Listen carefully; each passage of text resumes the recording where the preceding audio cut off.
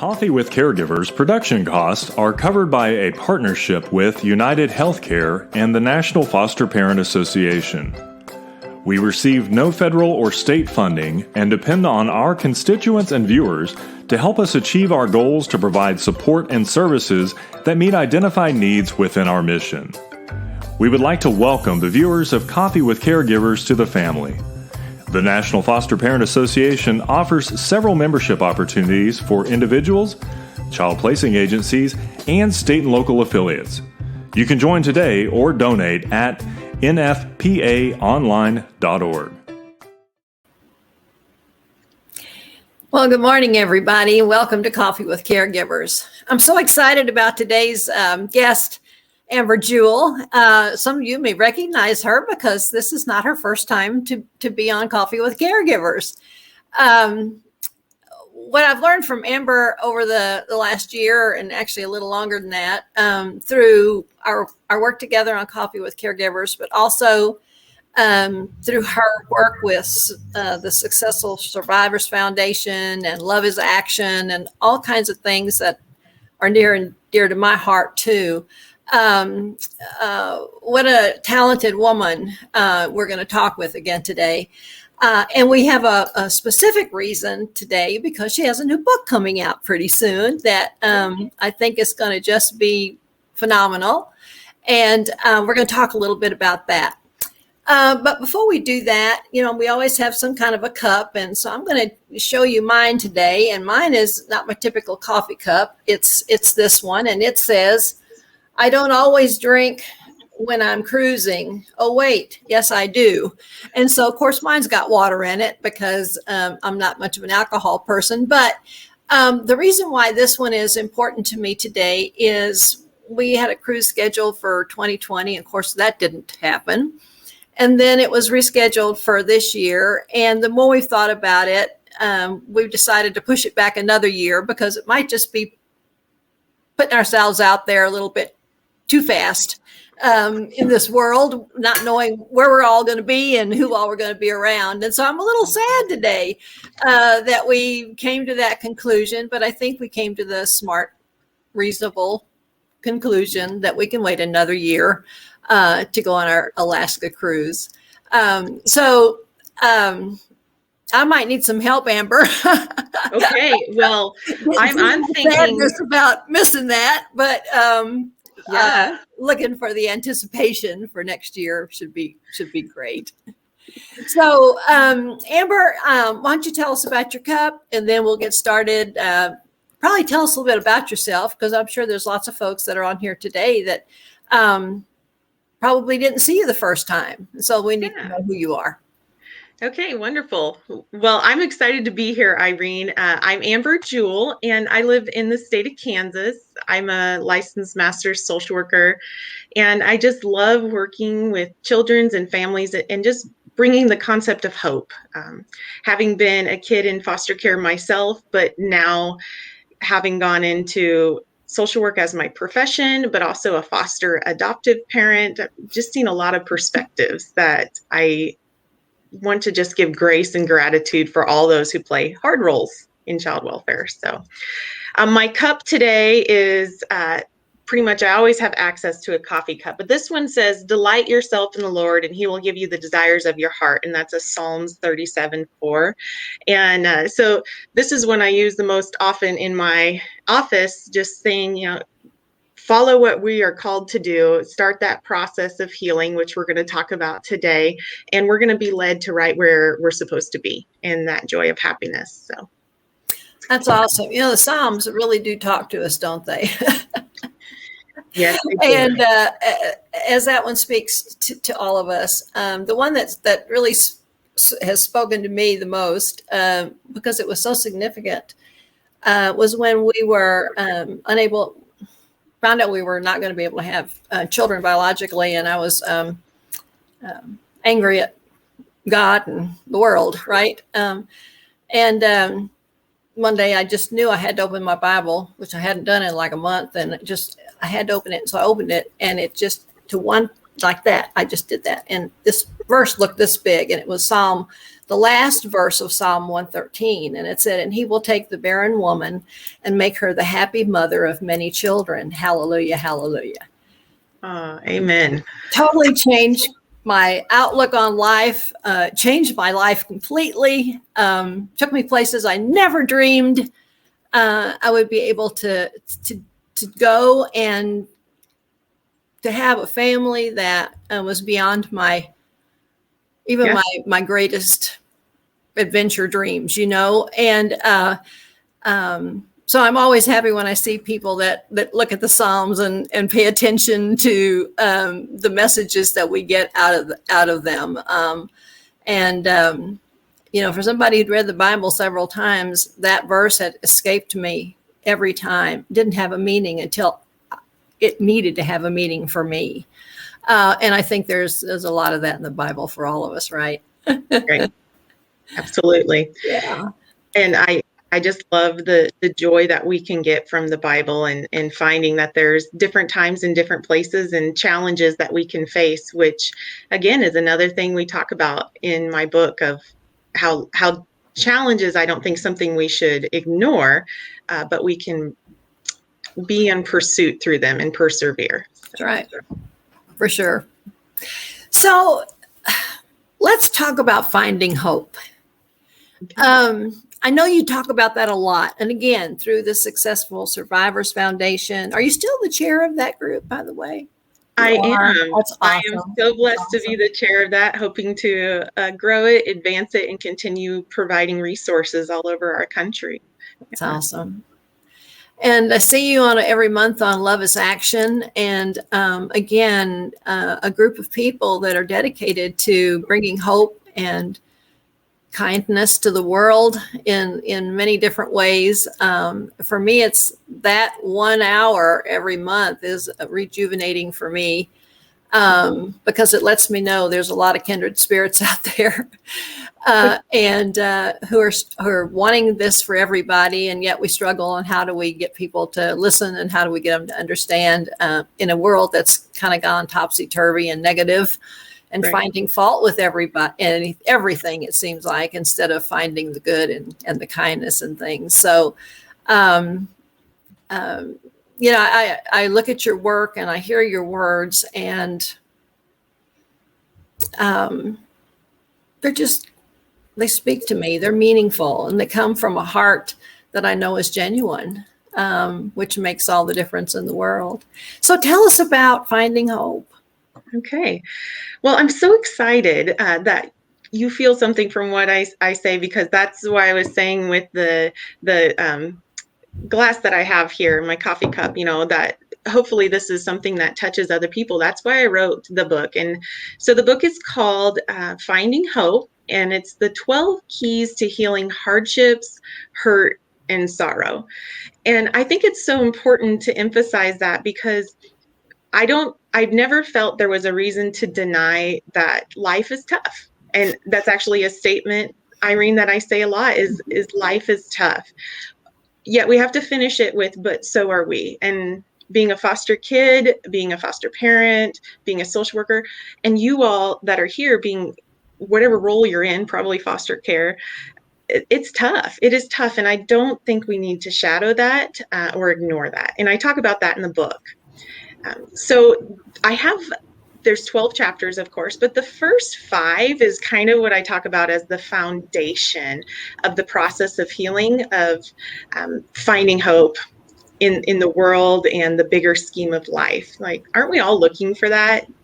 The expectation that something better will come, something better will be. And isn't that what the kids are wanting that we work with? And having been a kid in care, that's what I wanted, was to find hope, find that. So the first one is accepting that life is tough. That's my first chapter. And Irene, it's kind of fun because you were just talking about that exact thing, just accepting that it's challenging and it's hard, and remembering that it's okay to be in that place where we have to acknowledge that it's tough. That's why we have people like you to come and say, woo. And so I talk about my story of how I came to that realization as a child that life is tough when I first went, well, it wasn't the first time, but when I went into foster care for the final time. And I talk about that, how that realization comes to us at different ages, but it's important to understand that life is tough. And then, Irene, the next one is believing that tough is tolerable. So, Yeah, I loved it when I read that, the title of that second chapter. I thought, we all talk about it, but it is tolerable because we tolerate it every single day, to some degree, and we move forward. yeah, and you say that brilliantly. As I talk about in the book, is we so often forget how powerful we are in the little things we do. I mean, every day we have challenges or frustrations, and yet we persevere, we continue on. I mean, somebody's still watching this show, even though their kid was throwing a hissy fit this morning. Right. They're persevering, and it's tough, but tough is tolerable. And so that's really building that hope and building that concept that I can make it through, even though I've acknowledged that it's hard. And then the third one is finding your people. And these are the three top foundation ones. And what I mean by your people, and I say it in parentheses, Irene, you might be in my people, one of my people. So these are the people, these aren't just anybody. This is the people who will, yes, love you, encourage you, be your biggest fan, but they'll also hold you accountable. Yeah. They will challenge you. They will love you unconditionally, but maybe not always agree with you. Those are the people that are the purest to you. And in society, we tend to think we have to have lots of friends or lots of Facebook co-people or and I desired that when I was in foster care a lot. And then I realized that wasn't really the kind of people I wanted. It's quality over quantity. Absolutely. Yeah, and I discovered that when I was well into my teenage years. I was a 15-year-old young gal who just wanted family, and I met who's now I call them mom and dad, but I call them by their names, who let me into their home. And that's what I considered my people, but I fought it. I didn't realize that's what they were. And so I talk about that in the book because I think that's really important, that we learn what our people are. So, yeah. And I assume in your life, Irene, you have some of those. I do. Yeah, and I rely on them because I know they're being honest with me. And when they think I've lost my mind, they tell me, Right. think that through again, or whatever. And I knew that I needed that. I've got a strong personality, and so a lot of times people just, well, okay, if that's what Irene wants, that's what we do, kind of thing. And I had to find some people who would, I won't say keep me honest, but make me really think things through well before I finally said what I thought we ought to do or shouldn't do or whatever the situation might be. And I learned a long time ago that, well, when we first actually started fostering, and man, some of the kids were truly doozies, I didn't have a clue. We were parenting by the seat of our pants. We didn't know what we were doing. And, I had to start relying on other people, which I hadn't had to do before. Right. And, it was hard to ask people, well, what do you do when a child does this, or this? And they tell you, something that you've never experienced yourself as growing up or needed to experience or watched. Oh, excuse me. And I had to seek those people out. And I learned right away that I needed to go to people who had some life experiences that I hadn't had. Right. Because they could see life in a different way than I saw it from the way I was raised. And I was so blessed. Oh my God, so blessed with my parents and my family and extended family, big family, lots of people, big German family, on both sides. And, but structured and rigid in many ways, but incredibly loving as well. And, lived on a farm. We had everything we needed. I didn't live the life that so many of the kids and their families that we were working with lived. And I had a hard time understanding them. And I had to, boy, did I have to learn perspective and grace and what the old adage, about the guy with no shoes. Well, what about the guy with no feet? And those were lessons that were so important because it really changed our outlook on every family we were able to work with through foster care, and really try to work hard to get kids back home. And even though we knew we were going to build our family through foster care, we learned real quick that these children were not ours. Right. And they belonged to somebody else. And those were hard times because we wanted to build a family, right? I mean, all of those things have played together over the last 50 years and made us so much stronger, and certainly helped me become an advocate for everybody in the system. Yeah, and I love that because you're talking about how that equipped you to become other people's people too. And that's very, very valuable. And I talk about in this chapter, I talk about my caregivers, my mom and dad at 15.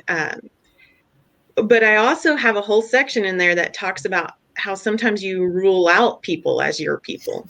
You might think they're your people, and then you realize, no, that's really not what I need. And that might be unhealthy boundaries, or it might just be they're always encouraging you and they don't keep you accountable. I mean, that's right. We'll find that. And sometimes in this story, I talk about when I came back to my hometown. Many years later, at 15, I was very vulnerable.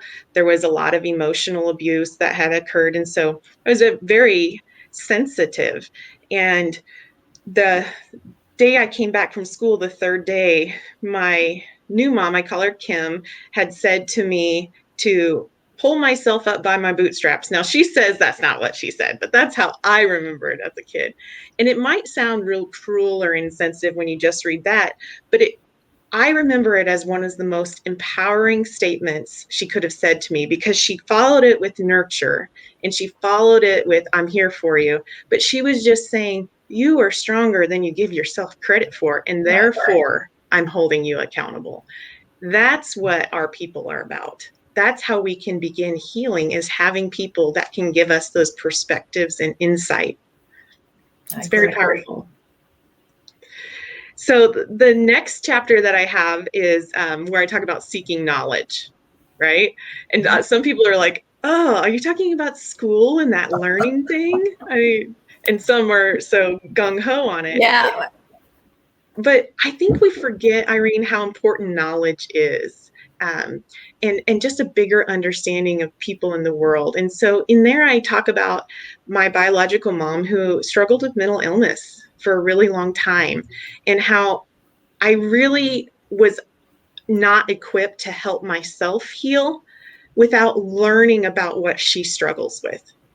I have to seek knowledge about other people and other struggles to really allow myself to have a good perspective of what's going on in making decisions. Exactly. Yeah. And then the last one of the first 5 of the 12, which I kind of say is the foundation, is when I say learning from your past. And so this is a touchy one, Irene, because as a therapist, I see a lot of people who say, oh, I don't want to go into my past. My past is over. I don't want to talk about it. And they kind of run from it. But, as we get older, not that you and I are but an age over 21, but as we get older, I think sometimes we start looking back at our experiences in our life and our childhood, and we gain insight and we become who we are because of what we've been through. And so learning from your past, I talk about not making assumptions, and returning when I return to my hometown, and how I had presumed certain things would happen or certain challenges, or that I could never fix something that I had made an error on, or that my perspective was right about people. And I come to find out that I'm not. And then it equips us with the ability, Irene, and this is what I really love, to become different. So many of us get stuck in that I've been through hard places and hard times, and I get that because life is tough. Remember, I said that first, but it's tolerable. And one of the ways we can do that is learning from our past so we can have knowledge to become different. It's a beautiful thing. So. I agree. I've watched that in my own kids that we adopted through foster care, and the journey that each took. They took different journeys because of their personalities and their backgrounds. It looked different for each of them, but we were there to support them through the hard parts and the good parts when they found some, which we always tried to help them find, because that kind of helped balance out some of the really bad parts. But it's unique to each individual. Right. That became very obvious to us as we watched at these incredible people, these wonderful kids grow into the adults that they are. And even now, as they raise their children and grandchildren, how they'll talk to us about their past and how it's influencing them in how they're particularly responding now to their grandchildren. Mm-hmm. It's incredible. Yeah. It's incredible. The growth is, well, hard to describe, because they've done such a really good job of putting things where they need to be as adults, but they took the journey to get there. Right. And we are who we are because of what we've been through, and the amazing things that we've persevered through, we've coped with, we've worked on, and sometimes things as we're changing and healing. And that's a process. It's a lifelong process. I also talk about in there of fears. I talk about fears because we all have those underlying fears, and coming to a place where we can accept those and acknowledge them. Now, another important thing, Irene, about this book that I think is important is at the end of each chapter, I give reflection questions. So people could phase this as long as they want in their lives. They might just do one chapter at a time and feel like that's where I am. I'm right here. I'm just in this sitting spot where I feel like life is tough. And that's an okay place to be. Any of them is an okay place to be. There's just the process to it. So, for example, when I say that life is tough, I have a reflection of reflect on an experience that life was difficult for you, but you made it through. And then the second part of each of these is then we make a plan. So from that, identify what you learned to endure and how you grew. And then the third component for each chapter is a takeaway. So something you can do at that very moment. So on this one, it's identify a skill you've accepted and mastered from having had a tough experience, and one you can use to get through difficult times today. We lose sight of our gifts that we already have right now. And so in this book, the example I was talking about was the chapter of facing our fears. There's a section where you actually get to go through and think, how does this relate to me personally? And what can I do with this power and this tool of finding hope in my life? Well, I think that's a great way to approach, and I'm glad you're telling folks that the book offers that, because sometimes we get some of these books and we think, oh my gosh, is this going to be so deep? I don't even understand what I'm reading. How am I going to make it relevant to me?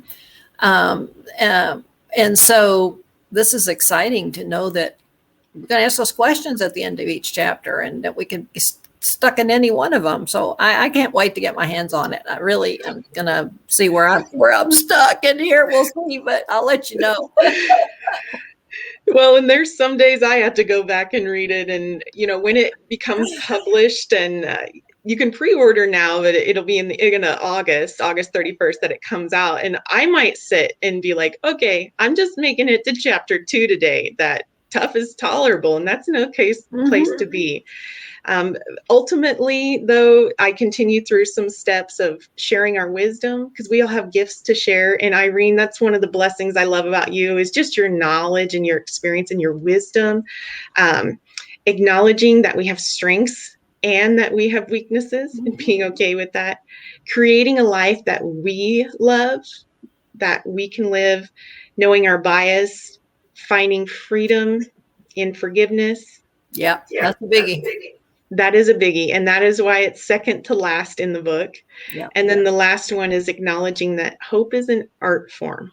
It's something that's unique to all of us. Tell me about that, because when I saw that title, I thought, okay, how is it an art form? So I need you to tell me about that.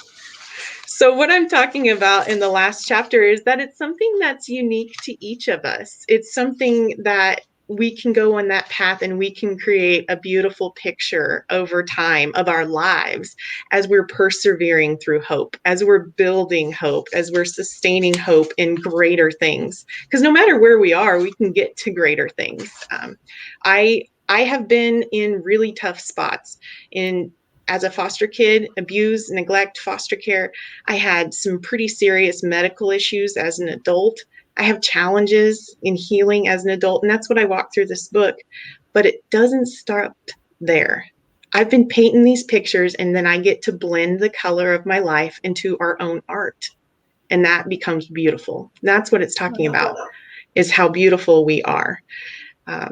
And I do have a quote on each of them. So I'm going to read you from this chapter, the quote that I have at the top of Hope as an Art Form. And this is from Martin Luther King Jr. And he says, we must accept finite disappointment, but never lose infinite hope. So it's just saying that it's an infinite thing. It's going to help us persevere and keep helping those kids we are called to help, touching lives of those we touch, and becoming great and amazing people for those of us who are still growing. Yeah, for sure. For sure. Yeah. Well, I know I can't wait to get my copy. And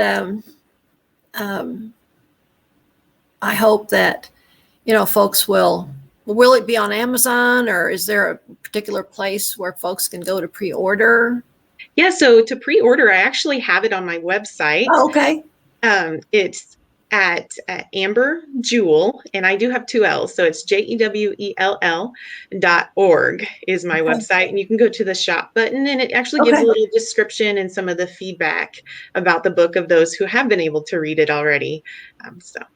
Perfect. Yeah, I'm excited. That's awesome. Well, when I was looking at some of the information that was coming out about your book, there was a quote that came straight from Penguin Random House Publishing, who's doing your publishing. And I wanted to share that. It said, finding hope presents simple, applicable tools which can channel a path to a more resilient self. Finding hope highlights skills and techniques which help reveal the inner strength already inside, turning hardships into hope. And I think that's such a great synopsis of what you just said to us about how this book that is written in a specific way in order to help people really look at themselves in each of these 12 areas and bring out that inner strength that we already know we have. And sometimes we forget we have it because there's a lot of hardship that goes on repeatedly in a row, and I remember a few years ago, we had 5 deaths in our family in 3 months. And I thought, by the end of that, I was like, I don't even want to be here anymore. I can't deal with any more I can't any more loss of people that I love dearly, and was in a place that was not healthy for me or for anybody that was around me. I thought when I read this, my brain went right there to that period of time. And I'm thinking to myself, I wish Amber's book would have been out by then, because maybe I could have gotten out of that funk quicker than I was able to work myself out of it. And I had to have, like you say, my people around me to help me figure out, what my issues were about why it was hanging on for so long. And I think this is going to be a tool for people to use over and over and over, probably in their life as they move forward. Yeah, I hope so. I mean, I think I can't be more authentic than just saying that it is tough. And I think anybody who's experiencing that or has experienced, and you're talking about grief, and grief is such a real deal. And we need to feel that we're heard, and that hurting is okay, and that healing is okay also. Absolutely. Yeah. Well, Amber, thank you so much for your time, for being my guest twice. And maybe next year you can be on Coffee with Caregivers again, and kind of talk about the response that you're getting from your book, right? I'd love to be able to hear that. I won't be here to do it for you since I'm retiring at the end of the year, but hopefully the Coffee with Caregivers will continue, and with someone from the board of directors or the new executive director, whoever that's going to be. But I think I'll still keep touch with you through the Love is Action and the Successful Survivors Group Foundation. And so I'm not going to lose you as one of my people. Well, I love that. And that is mutual. And maybe you could just come back and do a good visit with us. I think that would be a good idea. All right. Well, thank you so much. And again, thanks so much to everybody watching. And it's our pleasure to be able to do this with you. We hope you enjoyed this episode as well. Bye, everybody. This episode is brought to you in partnership with our friends at United Healthcare. For more information about United Healthcare, please visit www.uhc.com.